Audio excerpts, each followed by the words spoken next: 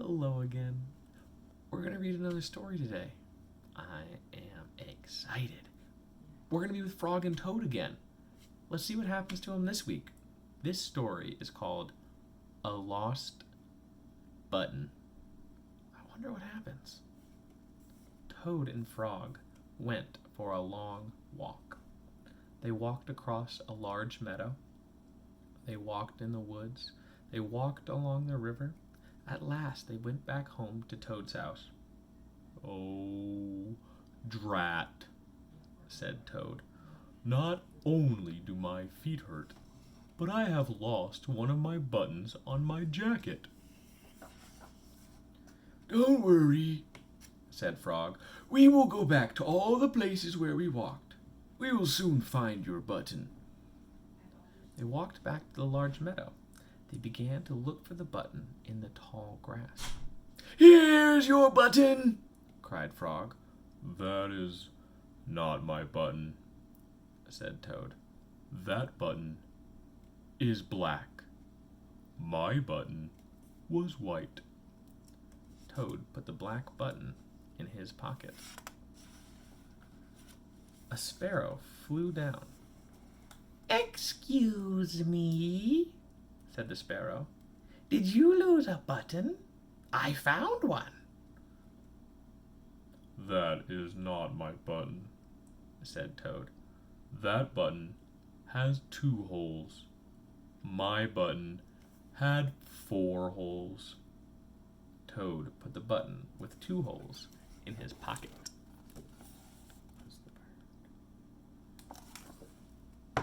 They went back to the woods and looked on the dark paths. "Here's your button," said Frog. "That is not my button," cried Toad. "That button is small. My button was big." Toad put the small button in his pocket.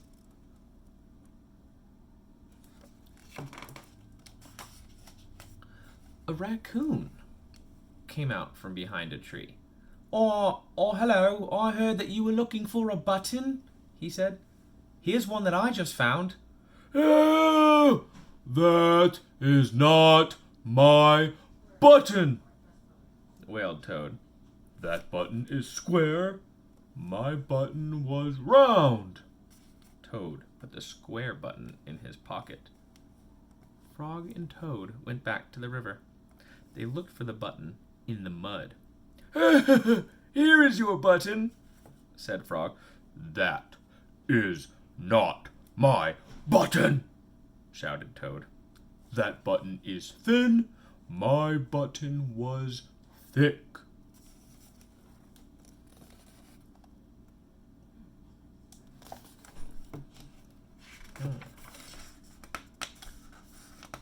Toad put the thin button in his pocket.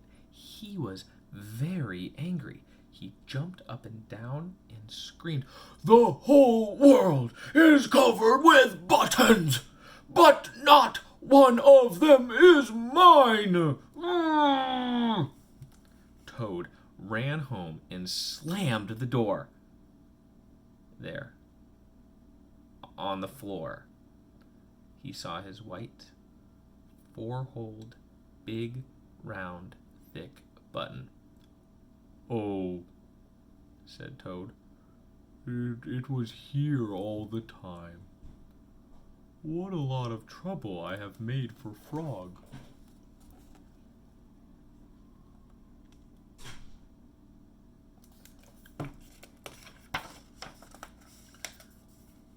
Toad took all the buttons out of his pocket. He took his sewing box down from the shelf. Toad sewed the buttons all over his jacket. The next day, Toad gave his jacket to Frog.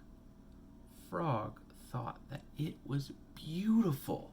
He put it on and jumped for joy. None of the buttons fell off. Toad had sewed them on very well. The end. Awesome. I hope you guys enjoyed that story. Frog and Toad can be so funny sometimes. What did you think? Have you ever lost anything and gotten kind of mad about it? Where did it end up? Hmm. Have you ever helped a friend and they didn't seem like they wanted your help? I'd love to hear some of your thoughts in the comments below. Let me know if you want to hear another story. Bye!